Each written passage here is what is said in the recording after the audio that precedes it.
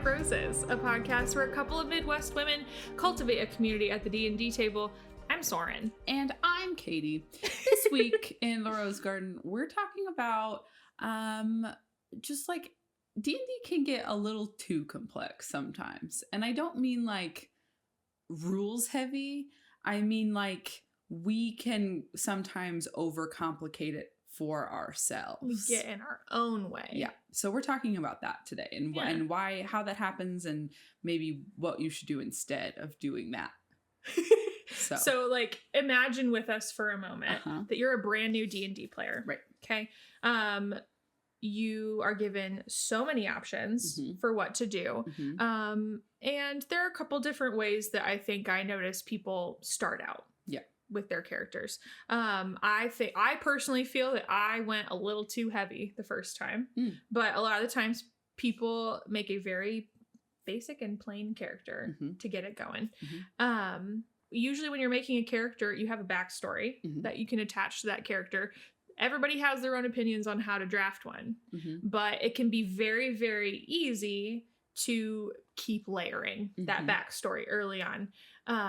Especially if you're really into fantasy, like role playing and video games like that, it can be really, really easy to just keep layering on top of that. My first character to Newville was transmutation wizard. There it is. And she had like, I would say probably a medium-sized backstory in that like I gave context to where she came from and what she's trying to do. But I left a lot of things unsaid. Sure. I think it was my second character, Kashara, where I dove off the deep end a little bit. I chose like an obscure race. And I mean, the class was not obscure. I mean, it was a mastermind rogue, but I just like kind of swung the other direction on the pendulum. But my backstory was, I mean, I answered questions that Grant had given, but I answered them to such a detail that I even made myself like flashcards on her own. I remember you showing me those flashcards. And I liked them, and I don't think you could say I wrote a novel about it, but it definitely was to a different level of detail, I think, than the one I did for Tenuvial. And truth be told, like I didn't use those flashcards, I think, as much as I thought I was going to. Sure. So we're talking about overcomplicating things, specifically in the backstory range. We've talked before about like there are preferences between being really detailed in a backstory versus, you know, leaving holes and stuff like that. And in this particular episode, we are championing the idea of doing less. Sometimes less is more. So instead of writing a novel, like writing a short story, for the reason of being able to apply that backstory in your role-playing moments. If it's a novel, like how can you possibly expect to be able to keep yourself true to all of those aspects? And for other people, you know, if you have to sit down and somebody says, tell me about yourself, and it's like an hour later when you're finally getting to the end of your quote unquote backstory, like that's perhaps too much. There were a couple of like notes that I like wrote when I was just trying to think about how to talk about this backstory section. And one of the big thoughts that came up for me actually comes from theater, and it comes from like creative work in general. But it's this idea of killing your darlings. Are you familiar with that phrase? No. Okie dokie. This is gonna be fun. Okie dokie. So the idea of killing your darlings is you might have some really good ideas, and let's say I'm going to put it in the context of making a backstory. Not every single idea you have for your backstory is a good one. Not every single available option makes sense. So thinking through probably, I don't think I've had a character that I've fully sent and overdone it yet, but this idea of like it's okay to let go some of those ideas, and not every single cool idea that pops into your head has to be in this character is kind of the idea. It's the idea of letting go of the idea that you loved so much that is so cool, but it just might not fit. It doesn't work. And you have to kind of learn how to discern that. And so the idea is to cut it, kill it, get rid of it. And it can make the story better for it. And it can decomplicate things. Right. Simplify maybe would be the better word to use there. Simplify. But that's the idea, is killing your darlings. So like there are a couple things I think even when I was thinking of Laura's backstory that I probably could have just like nixed. But ultimately what that does is it just frees up your brain, gives you a little more room and a little more structure to like focus on the things that do make sense for your character, things that actually can help you throughout. Right. Well, and likewise, that gives your DM an opportunity to like surprise you a little bit. So if, for instance, I can talk about her now. Okay, so my character, my new one, is finally unglamoured and really truly herself at this point. So my character is not named Cora. My character's name is Tizzy, and she's a devil. She's a devil. She's a tiefling, but like in our game skinned as a devil. So I can actually talk about her in real life. So she is interesting because she does not have a backstory. In our world, devils are kind of just like popped into existence. Kind of think like orcs in Lord of the Rings. Sure. They just are born fully hatched. Yeah.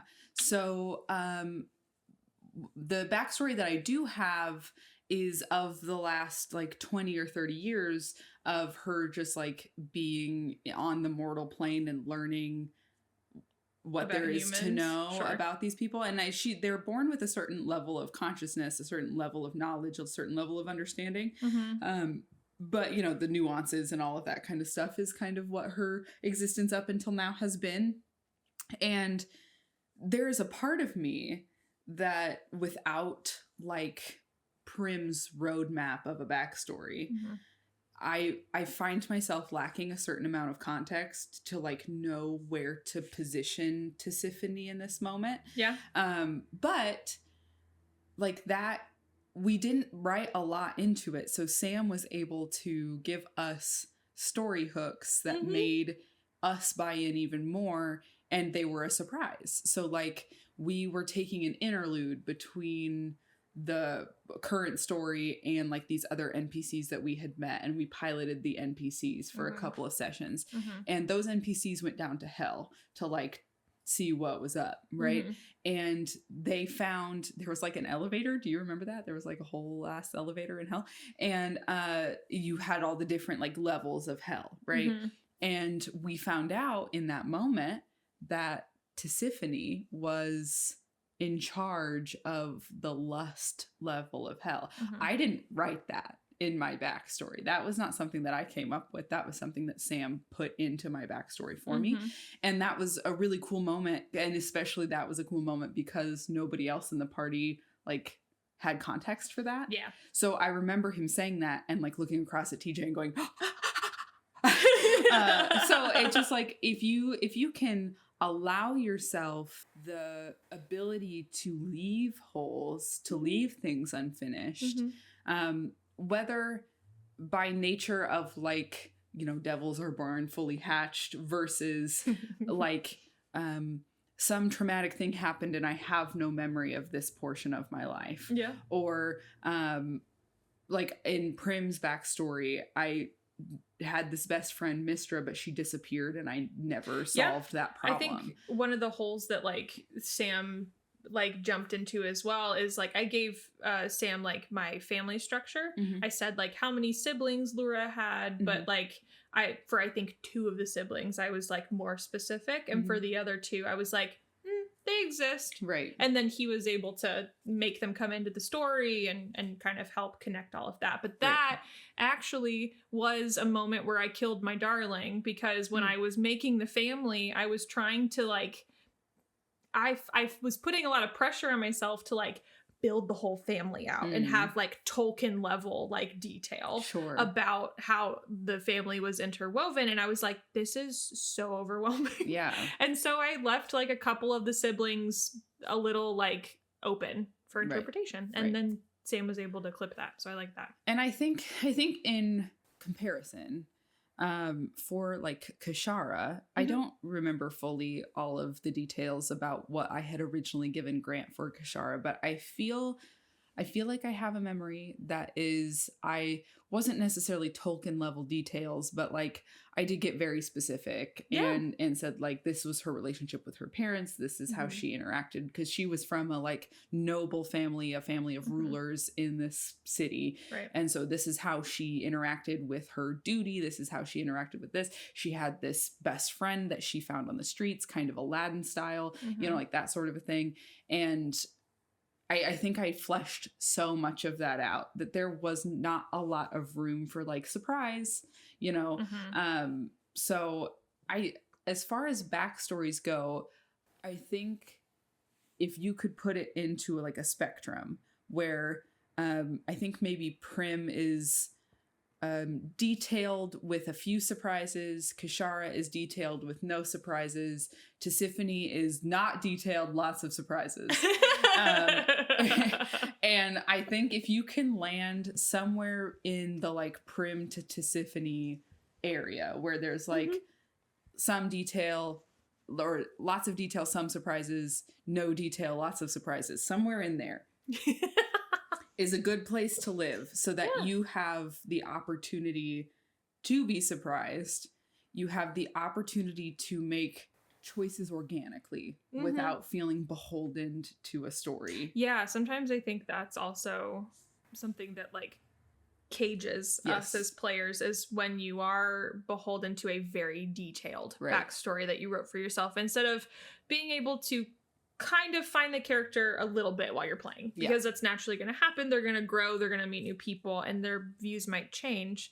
But yeah, when you feel really tied to it, it can be like, which is part of why I'm a little excited about Tisiphone. I mean, we're literally just talking about this, but because I don't really know where she's at right now, I get to make that choice in game organically. And there's some of that gives me anxiety, because it's like, you know, in prepping for the game tonight, when we go to D&D, like for Prim, I could kind of start to think about what's been happening. Is she feeling about how this is all happening? And that would help me kind of step into the character a little bit. And with Tisiphone, I don't really have a grounding nature with her, because she is somewhat ungrounded currently. But that gives me, I'm excited about that, because she is a devil. So she comes from a very different place than all of the rest of the party members. But my hope was that she has a pretty negative view about mortals at the moment. And without giving too much away, it's just like, it's clear to her that the mortal realm is very like black and white right now. Like there is good, there is evil, shades of gray don't exist. And in her line of work, like she serves a function in the order that these mortals enjoy. She's a cog, like in the watch that is. And in the mortal realm at the moment, they don't see her as a cog. They see her as the like opposite of good. You know what I mean? Yep. She's like, I serve a function. Like I exist in this space so that you can also, like, I'm just part of the greater picture. Right. And all you see is that like, I have horns. I'm bad. Yeah. So I was interested in exploring an avenue where she comes into this very guarded, very untrusting, and kind of in a negative headspace, but through interactions with these people changes her outlook. And so I'm interested in finding, because I have such a lack of roadmap I get to like decide how that change happens very, very organically in session based on like role play interactions she has with these people. And likewise, if by some nature of the game, we don't have those interactions, like whatever happens and everybody's in their own headspace playing their own role-playing game, if that doesn't happen, maybe she doesn't change her outlook on maybe this. It gets worse. Sure. Or maybe it continues to be what she already felt. Right. Yeah. So there's like a lot of opportunity to see just like naturally which party member she vibes with, and naturally like, you know, how she fits into the larger scheme of things. Yeah. So. I think to like round out a little bit of this like backstory and like keeping it simple sometimes can be helpful. TJ and I, back in like Christmas time, we went to go see the new Ghibli film, The Boy and the Heron. And when we walked away from the film, TJ made the comment that Hayao Miyazaki is an expert at show don't tell, and is so good at like giving you what the subject is, like showing the story and not like overcomplicating it by like giving you all the details and all the facts. Right. So like even if you do end up making a very like detailed backstory, I think pulling on the show don't tell premise can help it not feel as complicated. Right. And then maybe you can use a little bit of that to guide your creating process as well.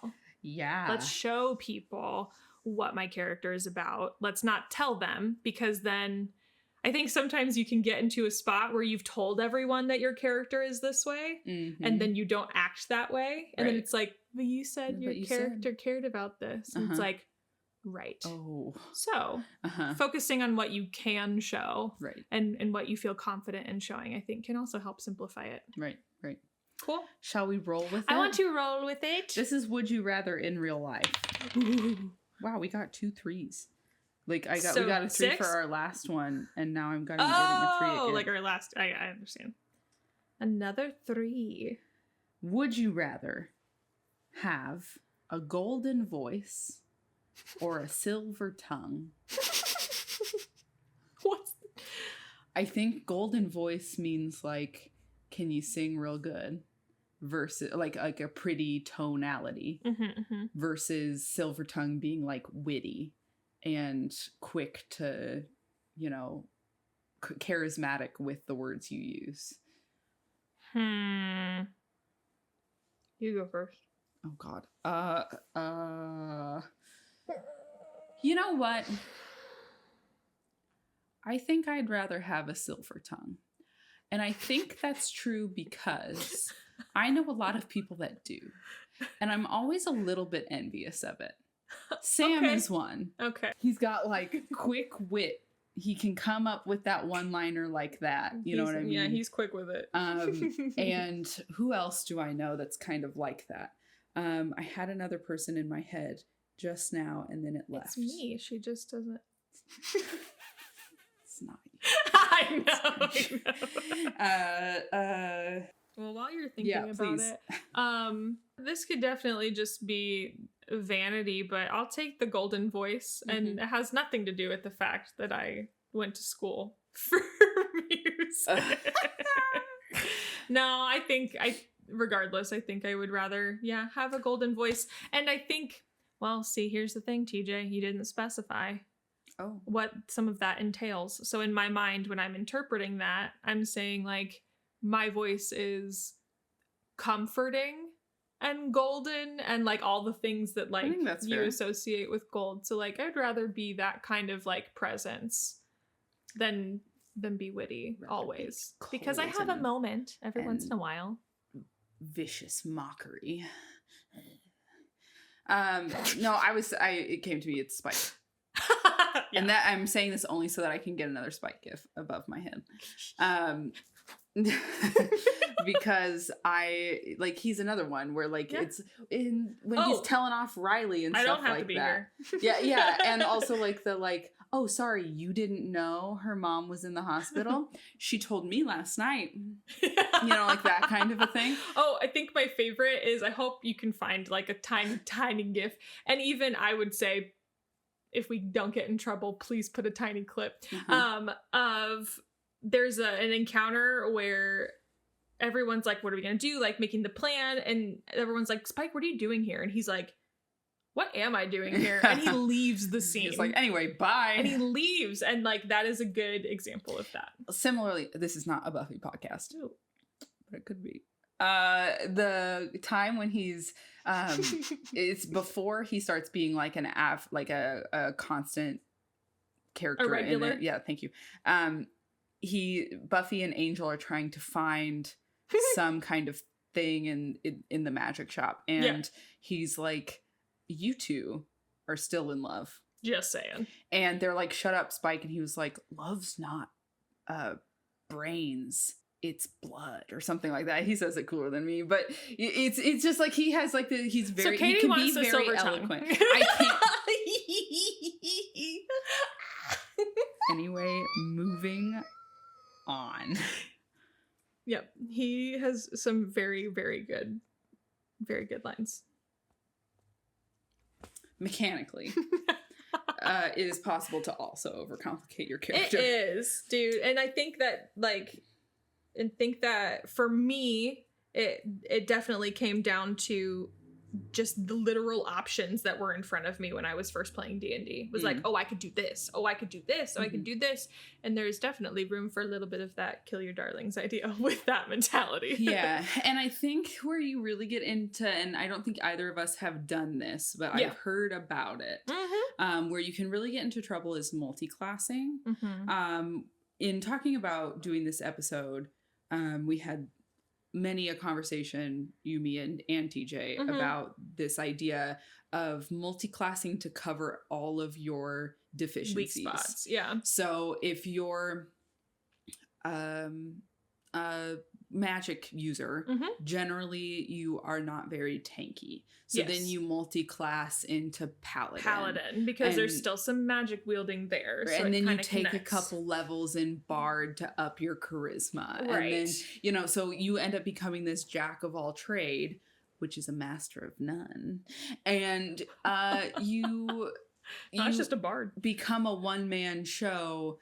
It kind of loses that team feeling. Like, why have a party if you can do everything? And I remember referencing a video that we can absolutely link in the comments. I'm forgetting the creator, but there's a very good point made where when you focus too much on covering all of your weak spots, covering your bases, and being that jack of all trades, you no longer are like relying on your team, and you are trying to just like strong arm through the campaign, when the whole point, or at least a good chunk of the point of D&D, is team building and team playing and like working together, needing your other party members in order to cover your deficiency, like and specifically like in video game terms, if I'm playing Baldur's Gate and I make a character who can do everything, then I don't need Astarion. What's the point of your party? I don't need Shadowheart because I can do all of those things myself. And it like that, then you lack. Think if you were to actually do that, right? And I'm sure there are runs that do that. But like, think if you were to actually do that, you would miss all of those camp dialogue sessions where you get more of the story, you get more invested into different parts of the story and things like that. This is becoming very conceptual, but I think there's even a string of that where it's like, I feel like if I created a character like that, I would start to feel very lonely. Like, there wouldn't be a lot of reason, like, for the rest of my party to do anything. Right. But it would be very lonely, and it would like kind of take. I might as well do a single run of a video game if I'm just going to be the only one playing. Right. Which is a very extreme similarly example. Also, though, like, imagine you're multi-classing in so many levels. God, how do you keep track of all that? Yeah, that's actually the big one for me. Mentally, how do you keep track of all that? And, like, I don't know. There are definitely tables where the game is more about the combat, the dungeon crawling, all of that kind of stuff. At our table, as we've said more than once, like, that's definitely not the vibe. The vibe is much more role play heavy. But like, if you had a party and you were just doing dungeon crawls, but you could do it all by yourself. Like, I don't know. It just doesn't sound like a fun game to me. Well, it sounds like you should be playing a video game. By yourself, yeah. Or like maybe make one of those characters and go do like a D&D solo game, which is totally fine and fair. But we're talking about in the context of with other players. Right. Mm-hmm. You were mentioning like when you start taking lots of levels and a bunch of different things, like keeping track of it. I already have trouble like keeping track of like my one like leveling system. So like that just adds another level of complexity to it. I also like, and this is just a preferential thing, but like I am thankful that we don't play at a table with people who are all about the min-max, all about combat efficiency. Like that is just so not our table's vibe. That it is hard for me to imagine having fun at a table that is combat dungeon crawly focused and like min-maxy focused, combat efficiency focused. And I feel like every time I've been on social media and I'm seeing the gatekeepy nonsense that sometimes comes up around TTRPGs, I'm gonna make some claims here. They are typically heterosexual white males who are gatekeeping. My game is dungeon crawly and combat, and you just want to make it fluffy and role play and like all of this kind of stuff, and that's not what real Dungeons and Dragons is supposed to be about. Yes. And I'm like, why? First of all, have your own opinion. I don't really care about you. But second of all, that sounds terrible. like that sounds so bad. And this is coming from somebody who enjoys video games that are story based and you know, like whatever. So I mean, there's something out there for everybody. And if you're somebody who just wants to shoot things and whatever, like that's fine. Your cup of tea. But to me specifically, to show you that there is such a thing as a dissenting opinion to that sounds like hell. Yeah. I think that would be so boring. Yeah. Combat is already such a slog. I mean, we talked about that with Laura Lynn. Like, combat is already such a slog. Like, imagine just doing just that. Yeah. For like 4 hours. Combat, part of my brain is overthinking it. And I'm like, anything I say can like be opposed by some mean person in the comments. Well, sure. But on the internet, choose to be nice, please. Combat already puts me into a state of like, I don't want to fuck up like constantly. Right. So like, I don't want to play a whole game where I just constantly feel that way. Right. And that's so I like that we balance it. Right. There's definitely like, there's like an ebb and flow to it. Cause like combat is also the moment when you get to like, my character's a sorcerer. I get to use all of my cool sorcerer things in combat. And I like those cool sorcerer things, but I would not want to do just the cool sorcerer things. Yeah. You know what I mean? Yeah. And I think something that I just started to noodle as you were explaining that was, I think before I discovered Critical Role and like Dimension 20, I think my perception of D&D and like before I started like being friends with like you and the rest of our like friends here in the community, I thought that was for the most part like what D&D was. So part of me is like the people who are kind of acting in that like gatekeeping fashion of like this is a combat game. Right. I don't know that when the people who made D&D were thinking about it, that they were super hard pressed about if people wanted to make it a fun role-playing or just a combat thing. Well, as I might call your attention back to the history of D&D episode that we did. So if you haven't listened to that, go ahead. We'll wait. No, we won't wait for the entire time. No, but we're moving on. Anyway, go listen to that. It started as a war game. Right. It derived from a war game. But this is the part that like I think society in general about everything in general right now is struggling with as a whole. It could have started as a war game. That's not where it is currently. And now, like, that's not where it is at, like, a lot of there are enough tables that share content, or that, like, you know, we talk with our other friends. There are plenty of people who are focusing on the role-playing side of it. And if your table is combat only, like, that's your prerogative. Yeah. But your prerogative does not equal my reality. Yeah. So just because you want to be combat 24/7 does not mean every table has to be combat 24/7 to be a real D&D game. And you just have to accept that the game you enjoy has evolved. That it can simultaneously exist in a different format. Two truths can be true at once. Two things can be true at the same time. Two truths can be true. So...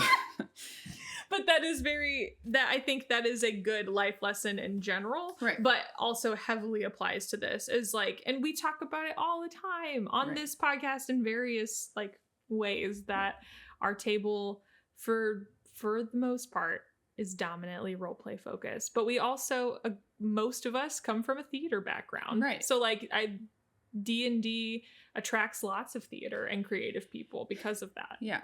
So, moral of the story for today's episode is sometimes less is more. Mm-hmm. Both from a backstory perspective and a mechanical perspective. Mm-hmm. You don't have to make it more than it already is. Yeah. And sometimes when you don't, you get surprised. Right. And that doesn't mean that you can't multi-class. We're not here saying don't multi-class. We literally we created Sorcatia, right. And we're talking about her potentially taking levels in Druid. Right. So, like, we'll talk through that when we get there. Right. But the idea is that you're not multi-classing to cover every deficiency you have. Yeah. You're not multi-classing to be a one-man, one-shot kill in combat. Mm-hmm. You still rely on your other party members. Mm-hmm. And if you multi-class, it is multi-classing from a narrative perspective. Mm-hmm. So if we're multi-classing in Druid, there's got to be, how did that happen? How does she get a level in Druid? Mm-hmm. If you're, I'm thinking of campaign 3 for Critical Role right now. Fern is a Druid and she's taking Arcane Trickster levels, Rogue Arcane Trickster levels, and it, like, there's a narrative reason for that. Mm-hmm. So, like, let it be based in something that is already canonical. Don't turn it, and, like, we understand that anything we say or advise, you can be like, no, right? But, like, don't turn your character into an ego or vanity project, right? Because that's not going to help. Right. It's not going to help your table. No, not at all. Here, you heard it here first. Anyway, it's time to exit this garden. Get out.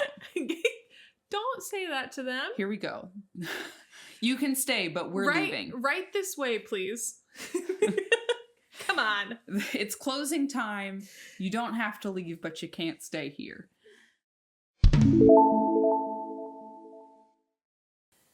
That's it for us this week. Thanks for spending time with us today. Thanks to Noah Trumbull for the use of our theme song. There's a link to his Instagram. Mm-hmm. In the doobly-doo. So check it out. In the pip and doodly-doo. Be sure to give him a follow. Stay up to date on his band and music. They're doing cool things and you'll like them. So go. Off you go. Okay. Here you go. It's your turn. Okay. Second paragraph. Yep. Just for you. If you're enjoying the show, there's just a few things that we would love if you would do. We would really appreciate a review because it helps other people find the show. Yep. We'd also appreciate you following us on any social platforms that we have. Most often we are under chromatic_roses. Mm-hmm. I think all of our platforms are chromatic_roses. Right? Just type in chromatic roses and you'll Sometimes we write chroma roses. That's the only reason I was confused. Yeah. But go follow us on all those platforms. We are dominantly active on Facebook and Instagram. Mm-hmm. But we're trying to be a little more active on YouTube as well. So please comment in the comments below. If you are watching on YouTube, hello YouTube. And if you're just listening on Spotify, hello Spotify. And all other podcasts. And all other podcast platforms.